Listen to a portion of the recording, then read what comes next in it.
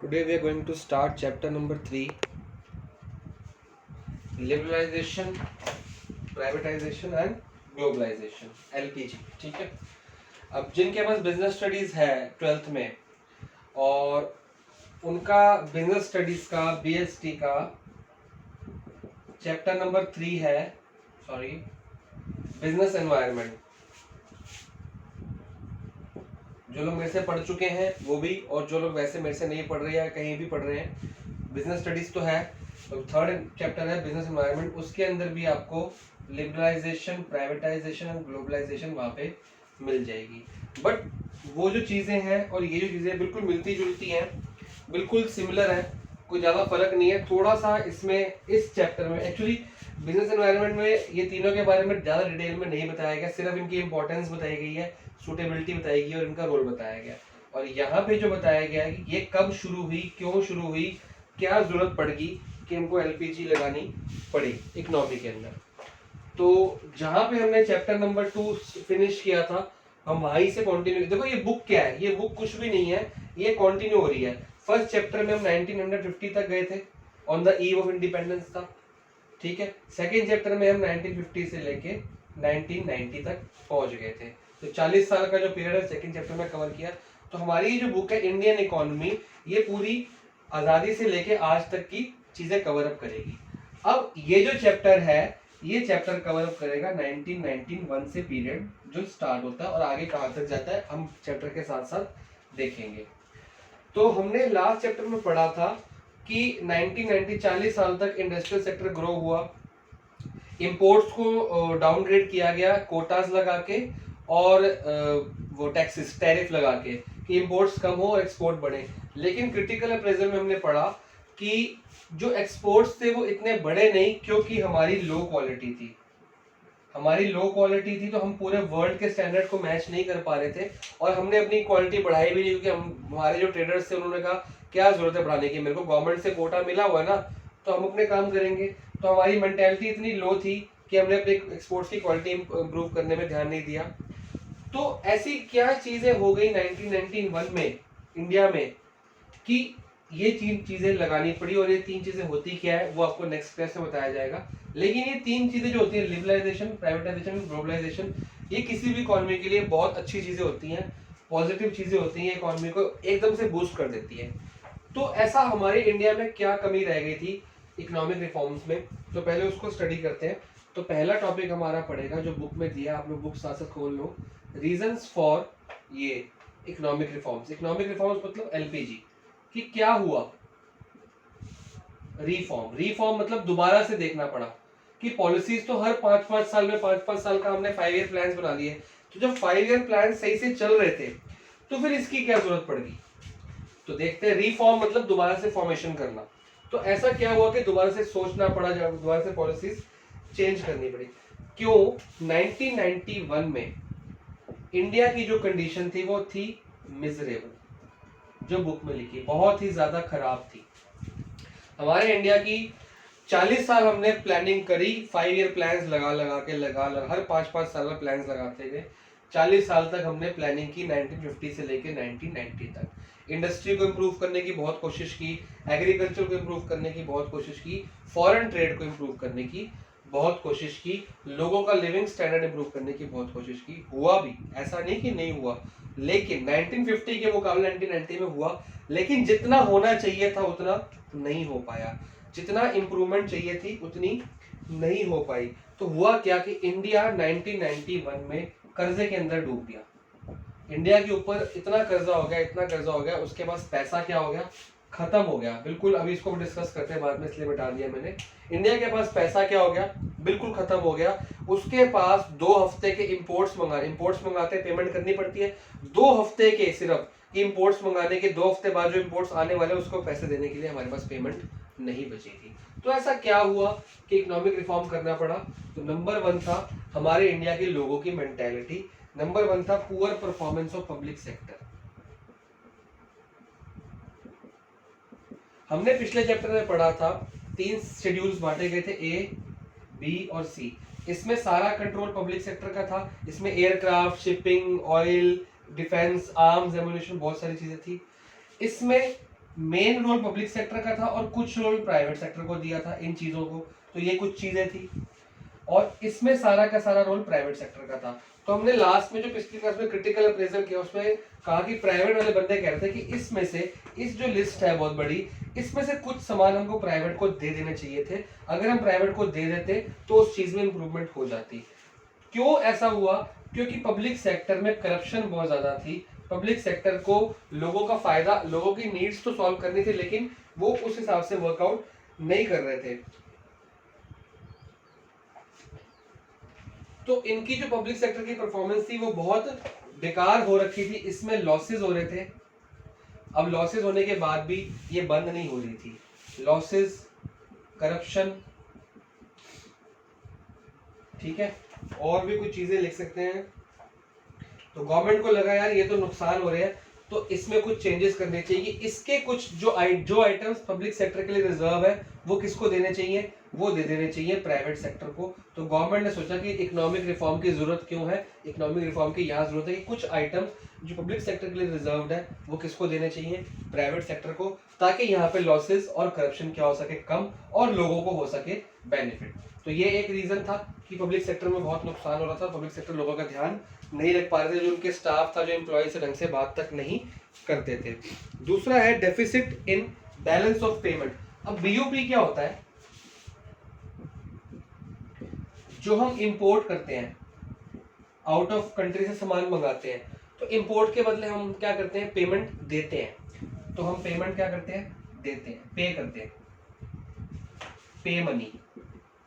क्योंकि आप कोई भी सामान बाहर से खरीदोगे तो आप क्या करोगे? पे मनी। तो ये आपको देना पड़ता है। और जो हम एक्सपोर्ट करते हैं उसके बदले हम रिसीव मनी या गेट मनी लिख लो शॉर्टकट में समझने के लिए, ठीक है। तो ये पैसा हमको मिलता है और ये पैसा हमको देना पड़ता है। तो जब इनको माइनस, ये पैसा हमारे पास आता है तो इसको प्लस लिख लो, और ये पैसा हमको देना पड़ता है। जो हमारे से पैसा जा रहा है वो माइनस हो गया, जो हमारे पास आ रहा है वो प्लस हो गया। तो इन दोनों का जो डिफरेंस होता है ना, उसको हम कहते हैं बैलेंस ऑफ पेमेंट। तो ये चल रहा था डेफिसिट में। डेफिसिट क्यों था? डेफिसिट देखो, एक होता है सरप्लस। सरप्लस मतलब ये प्लस वाली चीज ज्यादा है और माइनस वाली चीज कम है। मतलब पैसा हमारे पास पड़ा है कि जितना पैसा आता है वो ज्यादा है और जो देना पड़ता है वो कम है, तो हमारे पास पैसा ज्यादा है। और डेफिसिट उसका उल्टा होता है कि जो माइनस वाली चीज है ये ज्यादा है, ये वाली चीज ज्यादा है और ये वाली चीज क्या है? कम। मतलब जितना पैसा देश से पे होके बाहर जा रहा है, अब ये पे मनी किसको देना है? इंपोर्ट्स के बदले। इंपोर्ट्स कहां से आएंगे? Out of the country, rest of the world से। तो ये पैसा माइनस वाला ज्यादा था और ये कहां जा रहा था? देश के बाहर। तो देश के बाहर पेमेंट ज्यादा जा रही थी और देश के अंदर पेमेंट कम आ रही थी। क्यों? क्योंकि हमने अभी बताया कि जो हमारे एक्सपोर्ट्स की क्वालिटी थी वो बेकार थी, बिकॉज ऑफ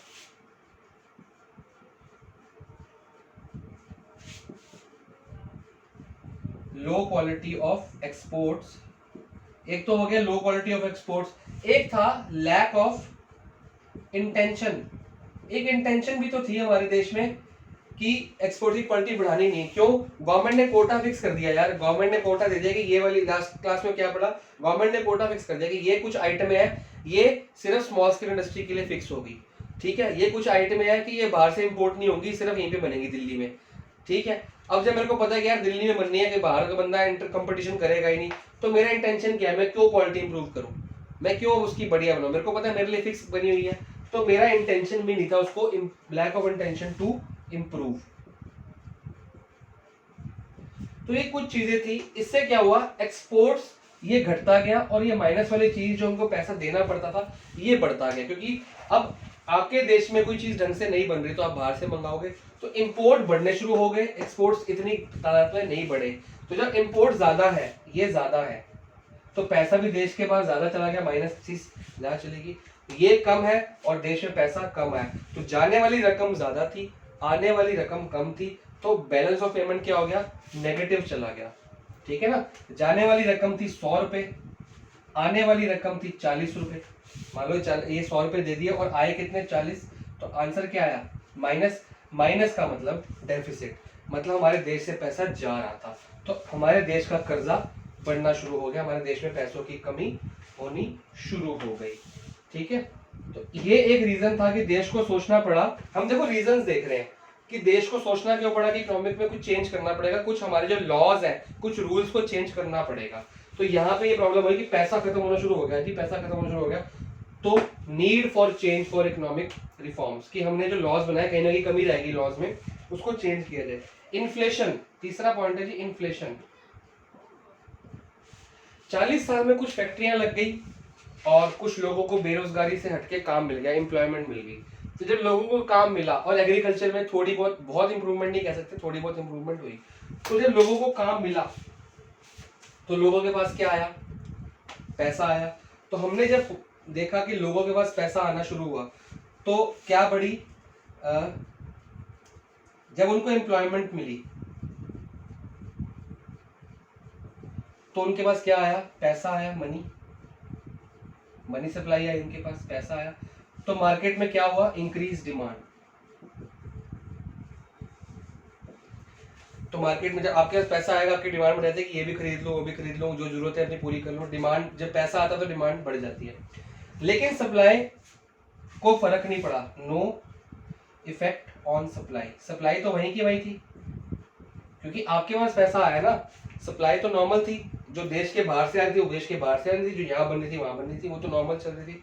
तो नो इफेक्ट ऑन सप्लाई। तो जब हमने मनी एंड बैंकिंग में पढ़ा, जब ऐसा होता है कि डिमांड बढ़ जाए और सप्लाई ना बढ़ी, तो क्या होता है, जो चीज की आप मान लो कोई चीज की डिमांड, प्याज की डिमांड बढ़ गई लेकिन सप्लाई तो वहीं का वहीं है, तो क्या हो जाएगा, जिस चीज की डिमांड बढ़ेगी वो चीज क्या हो जाती है, महंगी हो जाती है, कॉस्टली हो जाती है। तो प्राइजेस क्या हो जाते हैं, इंक्रीज प्राइजेस। तो चीजों के प्राइस क्या हो गए, इंक्रीज, जिसको हम कहते हैं महंगाई बढ़ गई। तो इन्फ्लेशन। तो जब महंगाई बढ़नी शुरू हो गई तो लोगों में एक मिस कॉन्फिडेंस आ गया, डिसकॉन्फिडेंस आ गया कि भी गवर्नमेंट सही से काम नहीं चल रही। हम हमेशा वोट के टाइम देखते हैं ना, महंगाई बढ़ी थी कि नहीं बढ़ी थी। तो लोगों ने देखा कि महंगाई बढ़ रही है और गवर्नमेंट भी परेशान हो गई, यार महंगाई बढ़ रही है और लोगों को डिमांड ज्यादा है और इफेक्ट सप्लाई बढ़ी नहीं, डिमांड बढ़ गई सप्लाई बढ़ी नहीं, लोगों में सामान की शॉर्टेज आने शुरू हो गई। तो इससे क्या हुआ, शॉर्टेज ऑफ गुड्स। लोगों का पैसा आना शुरू हुआ तो डिमांड बढ़ी लेकिन सप्लाई बढ़ी नहीं, तो शॉर्टेज ऑफ गुड्स। तो सामान की शॉर्टेज पड़नी शुरू होगी, प्राइसेस बढ़ गए। तो एक मार्केट में ना एक डिसकॉन्टिन्यूअस फ्लक्चुएशन आ गई, उथल पुथल हो गया कि यार बहुत महंगाई बढ़ रही है, चीजों को ठीक करना चाहिए। ठीक है, तो यहाँ पे हमको रीजन लगा कि इकोनॉमिक में कुछ रिफॉर्म, कुछ बदलाव की जरूरत है। Fall in foreign exchange reserve, foreign exchange reserve, ये वो पैसा होता है जो हमारे पास रिजर्व में, स्पेयर में पड़ा होता है। रिजर्व मतलब हमारे बैंक में पड़ा होता है। फॉरेन एक्सचेंज का मतलब जो बाहर से पैसा आता है और जो हम बाहर का पैसा, हम बाहर पैसा भेजते हैं। जो लोग बाहर से इस देश में आते हैं वो फॉरेन एक्सचेंज लेके आते हैं, और हमारे देश के लोग जब बाहर जाते हैं तो फॉरेन एक्सचेंज लेके जाते हैं। मतलब डॉलर, पाउंड वगैरह जो फॉरेन एक्सचेंज होती है वो हमारे देश में कहीं ना कहीं कौन से बैंक के पास, central bank, reserve bank of India के पास पड़ा रहता है। अब फॉरेन एक्सचेंज के रिजर्व में क्या होना शुरू हो गया, ये कह रहा है फॉल। फॉल क्यों होना शुरू हो गया, अभी तो पढ़ा। जब इंपोर्ट क्या हो गया, बढ़ गया, तो देश के पास पैसा क्या है, जा रहा है, तो मनी क्या हो गया, जा रहा है, नेगेटिव होना शुरू हो गया। और बाहर से देश से पैसा कम आ रहा है, ज्यादा जा रहा है, आ कम रहा है। तो पहले तो क्या हुआ कि बैलेंस ऑफ पेमेंट डेफिसिट हुआ, कि जितना हमारे पास पैसा जाने वाला ज्यादा था, आने वाला कम था, तो हमको परेशानी होगी। उसके बाद जो हमारा अपना घर के अंदर जो पैसा पड़ा था, रिजर्व में अकाउंट में पड़ा था, एक्स्ट्रा पैसा पड़ा था जो फॉरेन एक्सचेंज का, वो भी जाना शुरू हो गया। भाई पहले ये पोर्शन खत्म हुआ तो फिर रिजर्व भी तो खत्म होगा। जब स्कूटर में रिजर्व लगता है, बाइक में रिजर्व लगता है, तो पहले नॉर्मल पेट्रोल खत्म होता है, फिर ही तो रिजर्व खत्म होता है। पहले नॉर्मल बैलेंस खत्म हो गया, फिर अब आपका क्या है, मेरे पास मान लो 100 रुपए पड़े थे, ये मेरा रिजर्व कोटा था। मैंने सोचा रखा था कि ये 100 का नोट मैं तब खर्चूंगा जब मेरी सारी सैलरी खत्म हो जाएगी। मेरी सैलरी जब खत्म होगी, मेरे पास 100 रुपए लास्ट पड़े थे, तो मैंने रिजर्व संभाल के रखे थे कि ये लास्ट टाइम के लिए, बुरे टाइम के लिए मैंने संभाल के रखे थे, सेविंग्स थी। तो रिजर्व मतलब ये सेविंग करके रखी हुई थी। तो जब ये पैसा यहाँ से खत्म हो गया, फिर आई रिजर्व की बारी, तो रिजर्व पे आपदा आ गई, तो ये पैसा भी सारा का सारा खत्म हो गया। क्यों, क्योंकि पहला काम क्या करना था, टू फाइनेंस इंपोर्ट्स। अब इंपोर्ट्स तो बंद नहीं कर सकते, ऑलरेडी शॉर्टेज ऑफ गुड्स चल रही है।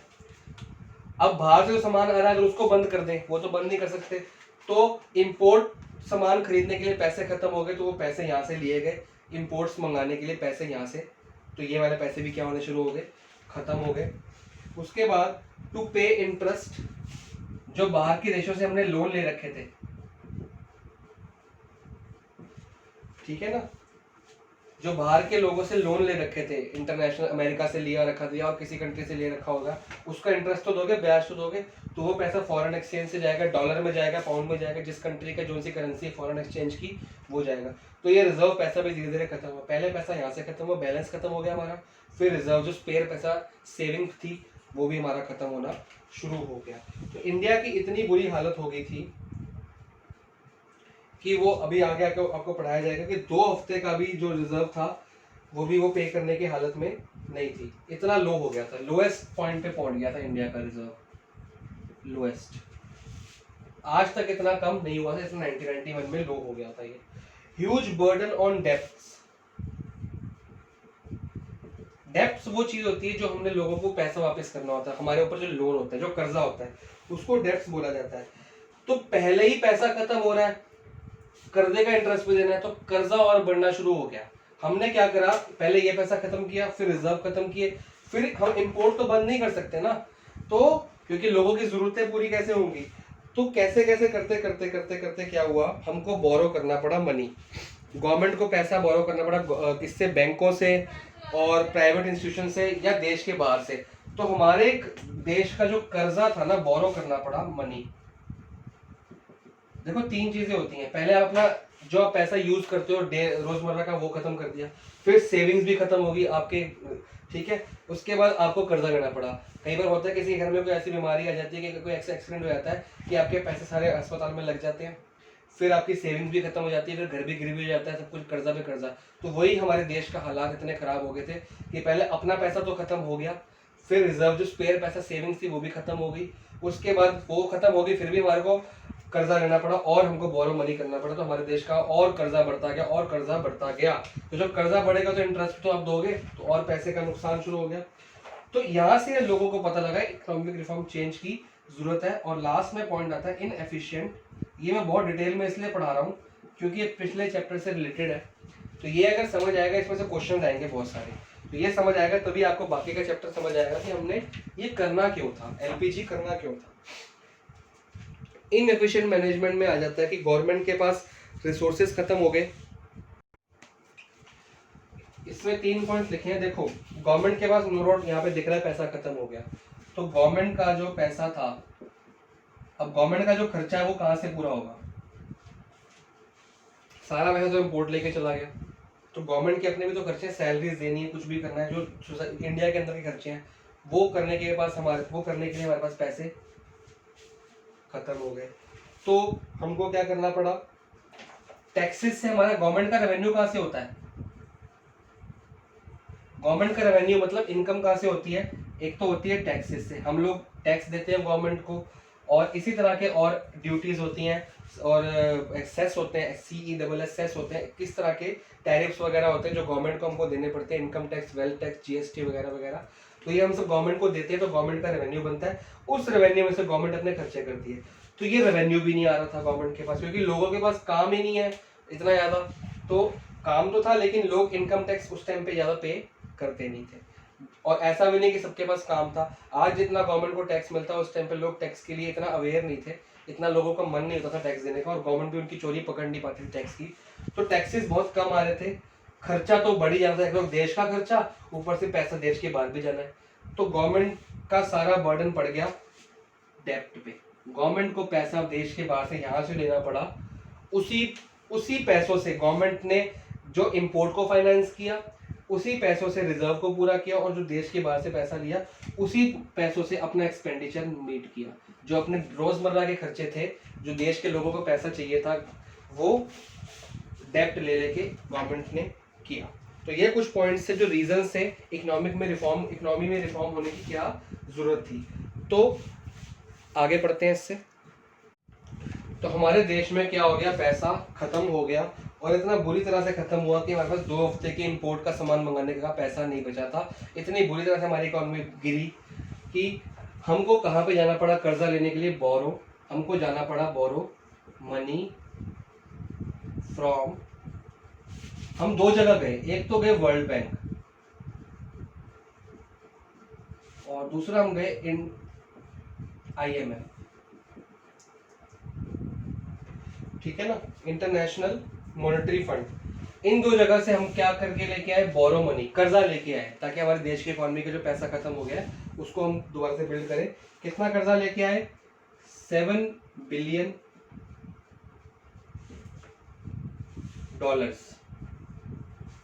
7 बिलियन डॉलर्स हम लोग कर्जा लेके आए, हमारे देश की गवर्नमेंट कर्जा लेके आई।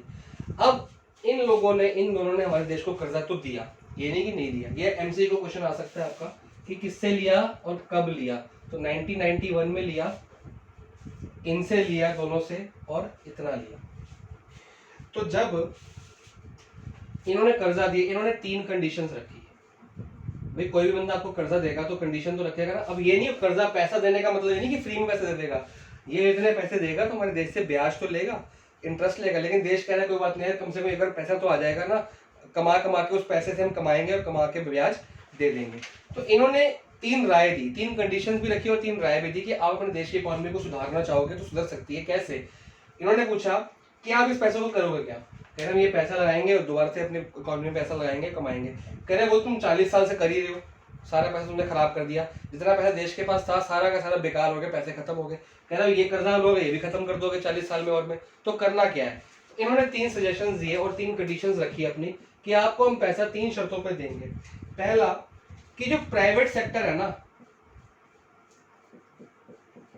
प्राइवेट सेक्टर का रोल बढ़ाया जाए, कि जो ABC 3 शेड्यूल थे और कुछ आइटम्स ए के अंदर रखी थी, वो कह रहे हैं कुछ आइटम्स यहां से शिफ्ट करके सी में दे दी जाए, उसमें सिर्फ और सिर्फ प्राइवेट सेक्टर का रोल हो। क्योंकि जब प्राइवेट सेक्टर काम करेगा तो इकोनॉमी ग्रो करती है, क्योंकि प्राइवेट सेक्टर प्रॉफिट्स कमाने के लिए करता है। वो 1 रुपए की चीज को 10 रुपए में बेचता है, तो जब 1 रुपए की चीज 10 में बिकेगी तो फायदा कितने का, 9 रुपए का। वो 10 वाली चीज आगे फिर 20 की बिकेगी, तो प्रॉफिट इकोनॉमी में पैसा बढ़ता रहता है। वो 1 रुपए की चीज लास्ट में जाके 100 रुपए की अपने आप बिक जाती है, आगे आगे बिकते बिकते। तो ये काम कौन कर सकता है, ये प्राइवेट सेक्टर कर सकता है और बहुत जल्दी कर सकता है। तो कह रहे हैं कि प्राइवेट सेक्टर का रोल क्या करो, इंक्रीज करो। इसमें जो रिस्ट्रिक्शंस लगी हुई है प्राइवेट सेक्टर को, कि प्राइवेट सेक्टर को हमने कुछ कमोडिटीज में काम नहीं करने देना, सिर्फ पब्लिक सेक्टर काम करेगा, तो उसमें पब्लिक सेक्टर का रोल कम करके प्राइवेट सेक्टर का रोल बढ़ाया जाए। इसने एक रिकमेंडेशन दी, reduce the role of government in many areas. तो रिड्यूस, जब इंक्रीज करोगे प्राइवेट सेक्टर को तो रिड्यूस करना पड़ेगा पब्लिक सेक्टर। दोनों काम एक जैसे ही होंगे, जो ये इंक्रीज करोगे तो इसको रिड्यूस अपना करना पड़ेगा। तो कुछ आइटमें पब्लिक सेक्टर से उठा के, कुछ प्रोडक्ट्स यहाँ से उठा के प्राइवेट सेक्टर में डाल दो, उससे इकोनॉमी की ग्रोथ हो जाएगी। भाई वो बड़े बंदे हैं, उनके पास बहुत पैसा है, वो बैठे इसीलिए तो उनके पास सलाह भी अच्छी होती है। रिमूविंग ट्रेड रिस्ट्रिक्शंस, कि ट्रेड की जो रिस्ट्रिक्शंस है ना वो हटाओ। अब ट्रेड की रिस्ट्रिक्शंस कहाँ पे थी, इंपोर्ट एक्सपोर्ट में, out of the country and with in the country, import and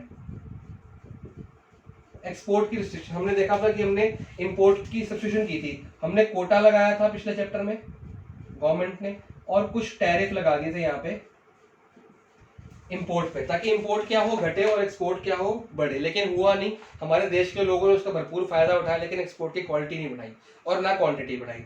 तो गवर्नमेंट, इन्होंने कहा कि ये रिस्ट्रिक्शंस क्या करो, हटा दो, ये रिस्ट्रिक्शंस हटा दो, खुल के इंपोर्ट कराओ सामान और खुल के एक्सपोर्ट कराओ सामान। तो वो देश वाले कहते हैं पहले ही इंपोर्ट बढ़ाने के कारण हमारा पैसा खत्म हो गया, तो हम खुल के इंपोर्ट कराएंगे तो क्या होगा। वो कहते हैं कि ट्रेड रिस्ट्रिक्शन का मतलब खाली इंपोर्ट एक्सपोर्ट नहीं होता, बाहर के देशों को अपने देशों में बुलाओ, वो हमारे देश में आए और पैसा लगाए। बाहर की कंट्रीज के कंपनीज जैसे मैकडॉनल्ड्स, KFC और multinational companies, banks, international banks, हमारे bank of America, bank of Swiss bank, तो ये सारे बैंक्स, ये सारी कंपनीज हमारे देश में बुलाई जाए।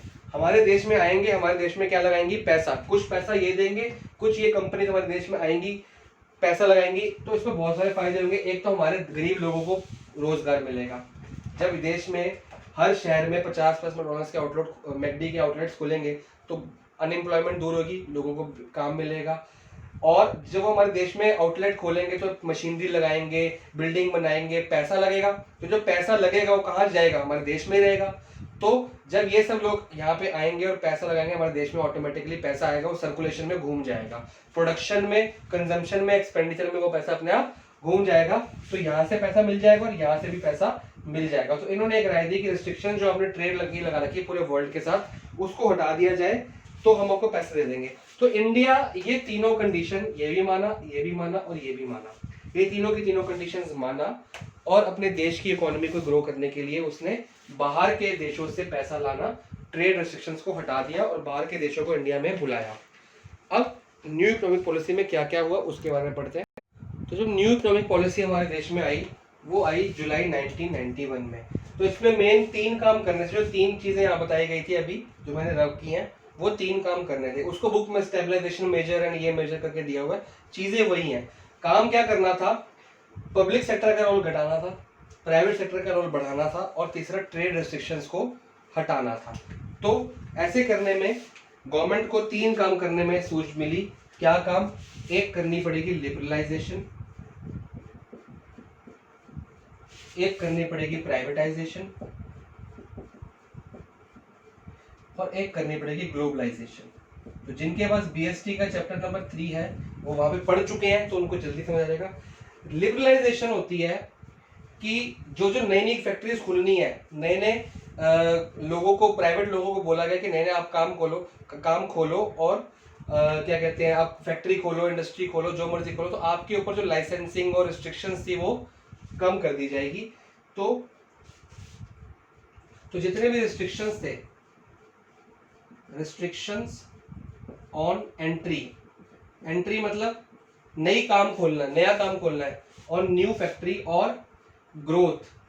हमने पिछली बार पढ़ा था चैप्टर में, अगर आपको नई फैक्ट्री खोलनी है तो भी आपको लाइसेंस चाहिए, अपनी फैक्ट्री को बड़ा करना, एक्सपैंड करनी है तो भी आपको लाइसेंस चाहिए, और नया प्रोडक्ट लॉन्च करना है तो भी आपको लाइसेंस चाहिए। तो ये लाइसेंस क्या कर दिए, रिमूव।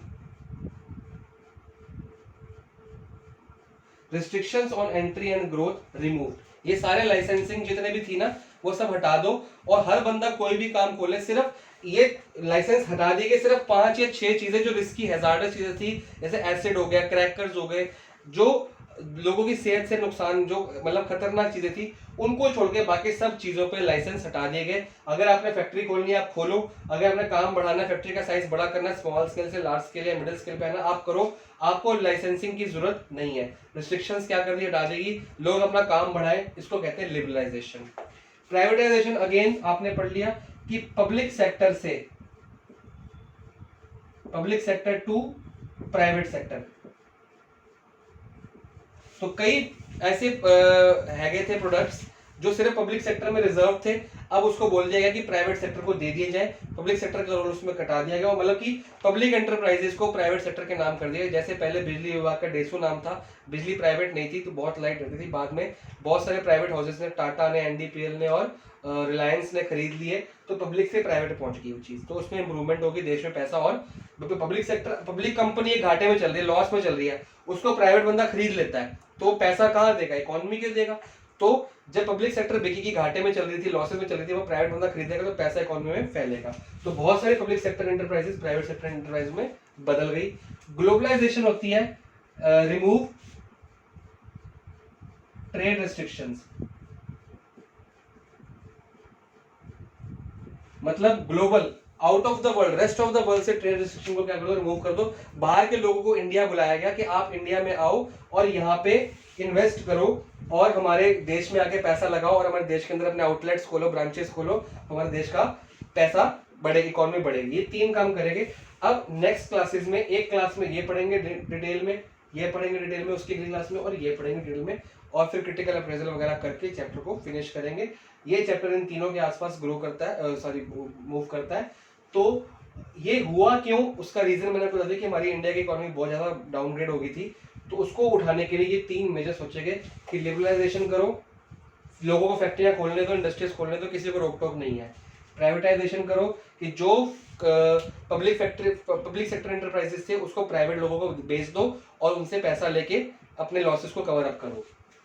और ग्लोबलाइजेशन की बाहर के लोगों को बुलाओ इंडिया में पैसे के लिए पैसा लगाने के लिए, वो आए इंडिया में, पैसा लगाए यहाँ पे, अपने ब्रांचेस, अपने ऑफिसेज और अपनी ये जो जितने भी बीपीओज अब जाते हो, कॉल सेंटर्स वगैरह, ये सब जो इंडिया में खुले थे, ये ग्लोबलाइजेशन होने के बाद ही खुले थे कि बाहर की American and England and British and Russia के अलग अलग कंट्रीज हमारे इंडिया में आई और उन्होंने यहाँ पे ऑफिसेज, बैंक्स, ब्रांचेस और आउटलेट्स खोले। तो ये ग्लोबलाइजेशन जब हमारे देश में लागू हुई तब उन्होंने आना शुरू किया था। डिटेल में नेक्स्ट क्लासेस से इसको पढ़ेंगे।